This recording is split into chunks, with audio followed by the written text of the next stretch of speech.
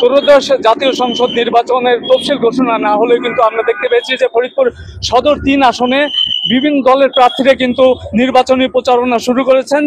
বাংলাদেশ জমিয়তুল ইসলামী বাংলাদেশের যিনি প্রার্থী রয়েছেন মুফতি কামরুজ্জামান, আমরা দেখতে পেয়েছি তিনি বিভিন্ন শহরে বিভিন্ন এলাকা প্রদক্ষিণ করছেন। তিনি শুরু করেছেন শামসুল উলুম মাদ্রাসা থেকে তার এই শোভাযাত্রাটি শুরু হয়েছে। তিনি এই শোভাযাত্রাটি নিয়ে শহরের বিভিন্ন স্থান ঘুরছেন। আমরা দেখতে পেয়েছি মুফতি কামরুজ্জামানের সাথে আমরা দেখতে পেয়েছি যে বিভিন্ন শ্রেণী পেশার মানুষ সহ ইসলামী যারা রাজনীতিবিদ রয়েছেন তারাও তার সাথে রয়েছেন।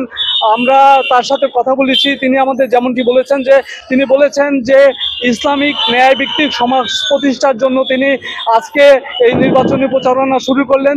তিনি এমপি যদি নির্বাচিত হতে পারেন তাহলে কিন্তু তিনি ফরিদপুরবাসীর যে আশা আকাঙ্ক্ষা রয়েছেন তিনি তা পূরণের সর্বোচ্চ চেষ্টা করবেন। আমি তার সাথে কথা বলতে চাই, আমি তার কাছে জানতে চাই যে আপনি নির্বাচিত হলে ফরিদপুরের উন্নয়নের জন্য আপনি কি কাজ করবেন?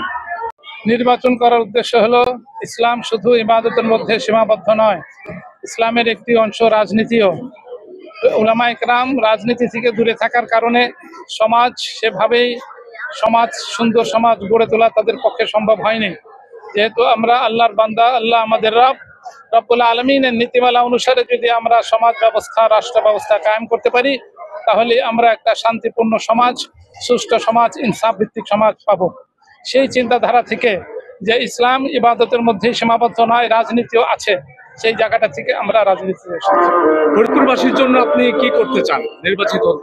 ফরিদপুরে যে সামাজিক সমস্যাগুলো আছে এবং বিশেষ করে আমাদের ছেলেমেয়েরা যে সমস্ত ব্যাধির আক্রান্ত হচ্ছে ইসলামী বিধিমালা না থাকাতে, আমরা সেভাবেই আমাদের ছেলেমেয়েদেরকে সেই জায়গাটা থেকে, সামাজিক সমস্যাগুলো থেকে, এগুলো আমরা সকলেই জানি, সেই জায়গাটা থেকে আমরা তাদেরকে মুক্ত রাখার চেষ্টা করব এবং এই সমাজে যেন ইনসাফ প্রতিষ্ঠিত হয়, সকলেই যেন শান্তিতে বসবাস করতে পারে।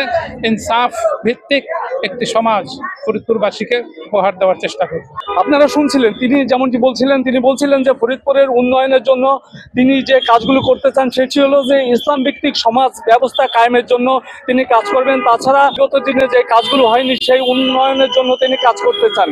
তো তিনি আরো বলেছেন যে তিনি যদি নির্বাচিত হতে পারেন সকলকে সাথে নিয়ে, সকল শ্রেণী পেশার মানুষকে সাথে নিয়ে তিনি রাজনীতি করতে চান, ফরিদপুরকে একটি উন্নত জেলা হিসাবে তিনি প্রতিষ্ঠিত করতে চান। তো এই ছিল ফরিদপুর থেকে নির্বাচনী প্রচারণার র্যালির আমার কাছে সর্বশেষ খবর।